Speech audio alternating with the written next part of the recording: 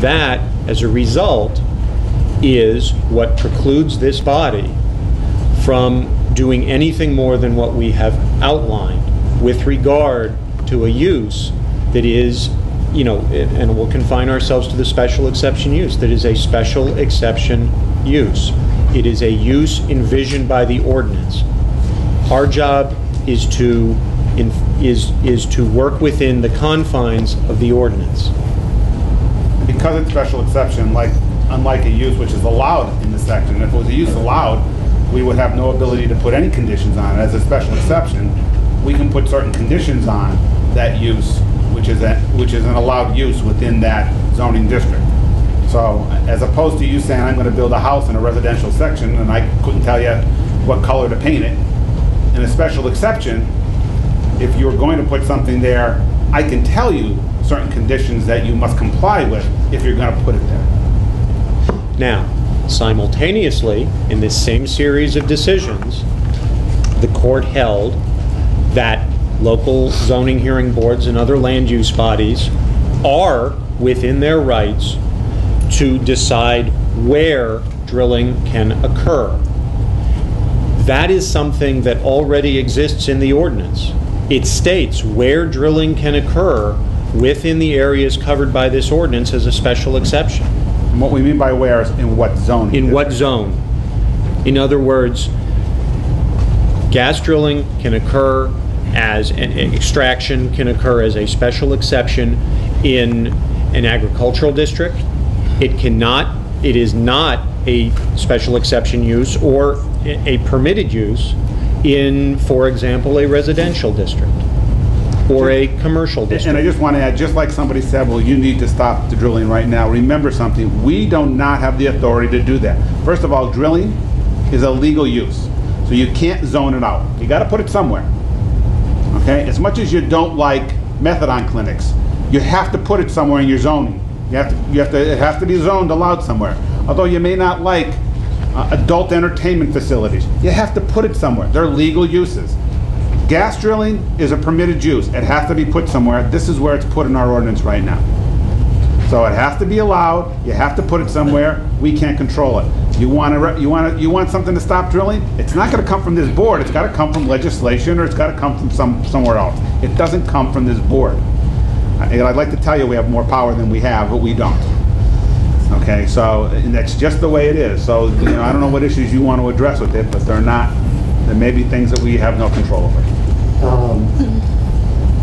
Just a brief question.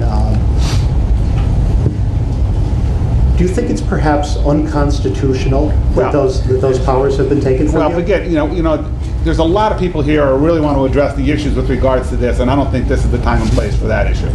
So I don't think we should be getting into that issue. The proper venue for addressing all of those questions, there exists in the system a place for redress of the questions having to do with so many of the things that so many people have been bringing up this evening.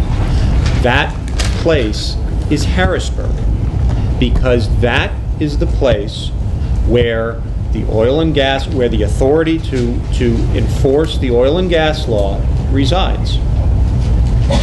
The laws are passed by the General Assembly, and they are enforced by the various state agencies that are given the authority to enforce them in that act. And the courts have repeatedly upheld that, what I just said. And that's where they say the redress lies. Oh, okay. Thank you. I don't think under the circumstances the statement that I was going to make is relevant, but I will go on the record as saying that I think this is an absolute horror. I think it's a version of fascism that this power has been taken away from you, and I will definitely, and with all the people who are with me, try to address ourselves in the proper quarters to make sure that this fascism ends. Thank you. Thank you very much for your time.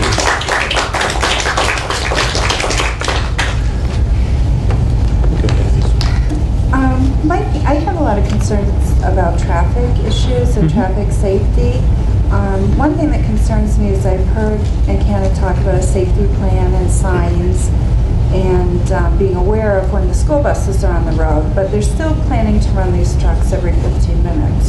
So they're going to be on the road with the kids, no matter what. And just considering the fact that these trucks are hauling toxic waste, and in the event of the accident, you know, fumes, you guys are able to deal with dust, but fumes in the event of the accident are going to be much more serious than dust.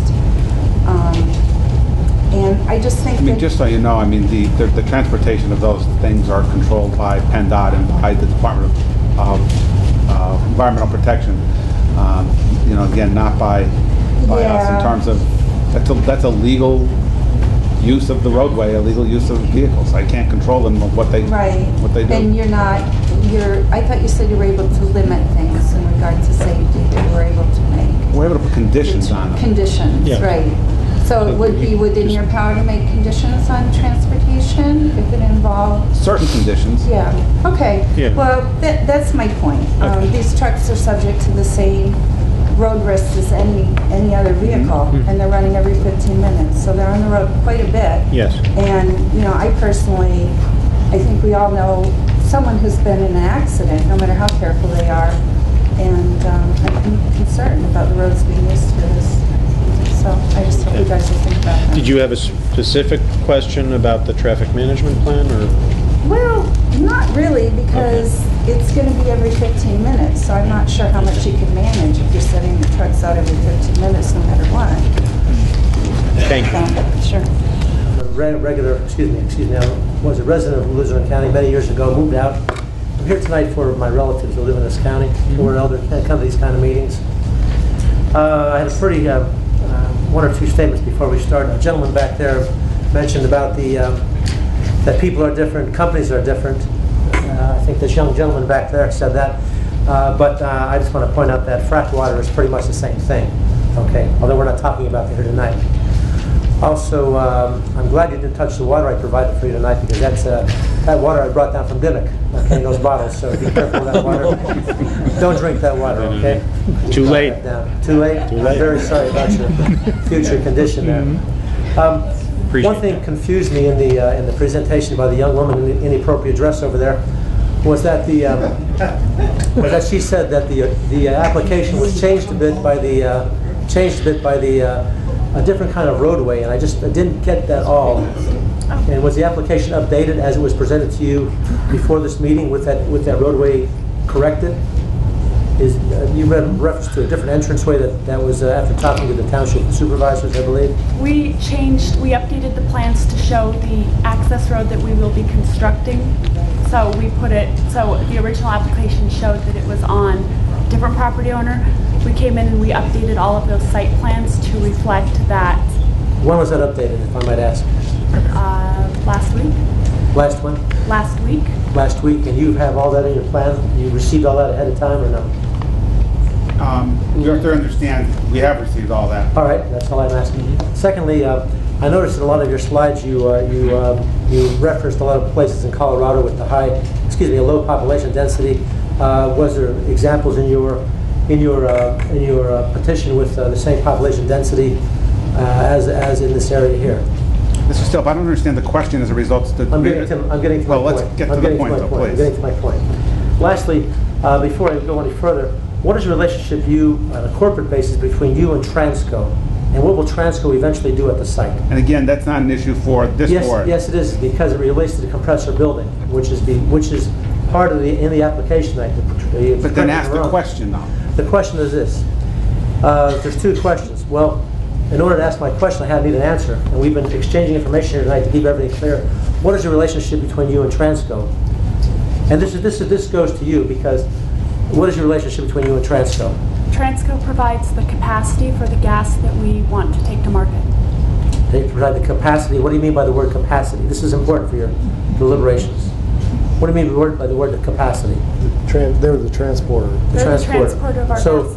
The pipeline is going to go from this site, off this site, to another place. Is that true? There is an existing pipeline. It's called the Transco pipeline. Transco pipeline. Now you're right on it, or you're going to make a connector from this place to To that pipeline.